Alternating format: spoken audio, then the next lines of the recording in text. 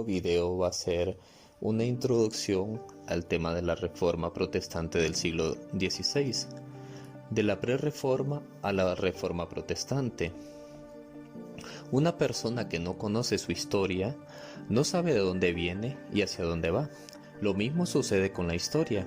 Para saber de dónde venimos y por qué creemos en una u otra doctrina es necesario retroceder en la historia para encontrar respuestas a muchas de las preguntas que nos inquietan. Solo así podemos entender los fenómenos que hoy en día se están dando dentro de las distintas congregaciones. La Iglesia es una institución cuyos orígenes y desarrollo es posible rastrear históricamente, empezando a rastrearlo a mediados del siglo primero de nuestra era. Historiadores como Flavio Josefo y otros testifican ya en los siglos I y II la existencia de grupos de creyentes y seguidores de Cristo o Jesús el Nazareno, del cual solo Flavio Josefo provee algunos datos. Los primeros siglos de la era cristiana fueron muy difíciles para la Iglesia del Señor. La recién nacida Iglesia trajo muchas personas, según lo que nos dice Hechos 2:47. Algunos griegos o gentiles se convertían al cristianismo. Estos traían muchas costumbres del paganismo y del judaísmo. En un momento de la historia, estas costumbres adquirieron más valor que la Biblia, y en muchos casos se oponían a la doctrina. A esto se le conoce como herejía. Hay un antiguo adagio que dice: la cuña para que apriete debe ser del mismo palo. La historia de la Iglesia confirma este adagio, pues los y las herejías salieron de adentro de la Iglesia, y por la ignorancia o sencillez de algunas personas se formaron grupos que fueron contrarios a la verdad bíblica.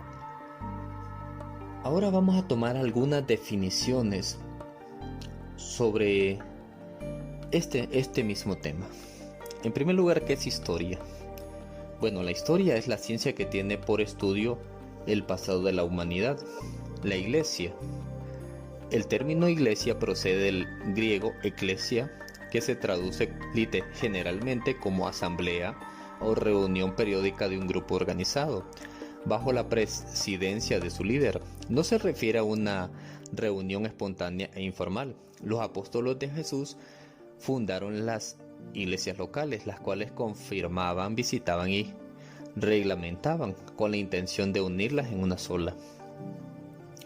Hay otra persona muy importante, y va a ser Flavio Josefo, que fue un historiador judío, fariseo y descendiente de sacerdotes. Su nombre original era Yased Bar Matillahu, pero cuando predijo que Vespasiano sería el emperador de Roma, se llamó Flavio Josefo. Origen de la Iglesia. Sabemos que la Iglesia de Cristo es más que 4 paredes del templo en el cual nos reunimos para adorar a Dios. La Iglesia es un grupo de creyentes que han nacido de nuevo y confiesan a Jesús como su Señor y Dios.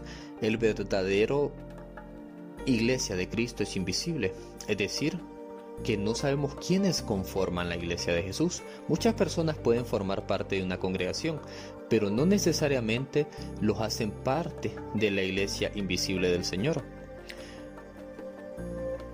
La Iglesia fue fundada por Dios mismo, según Mateo 16:18, siendo Jesús la piedra angular, lo que nos dice Mateo 16:15, Hechos 2:42, Primera de Corintios 3:11 y Primera de Juan 4:2. Cuando Pedro confiesa la divinidad de Jesús, este anuncia que el inicio de la Iglesia comienza, la cual nace oficialmente el día de Pentecostés con el derramamiento del Espíritu Santo y la anexión de más de 3,000 nuevos creyentes. También existen cismas o separaciones y reformas de la Iglesia.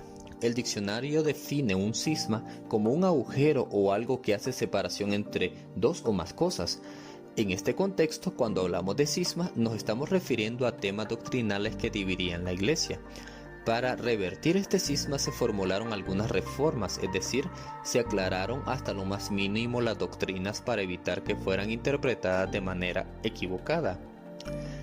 Pero al hablar sobre esto, hay que pensar que surgieron lo que le decimos en este entonces, actualmente, una secta. Y bueno, una secta es un grupo de personas que optan por seguir una doctrina contraria a la ortodoxa, a la correcta. No se puede confundir secta con una religión, ni con una denominación. Las diferentes denominaciones evangélicas no pueden considerarse sectas, porque ellas aceptan los mismos artículos de fe y dogmas.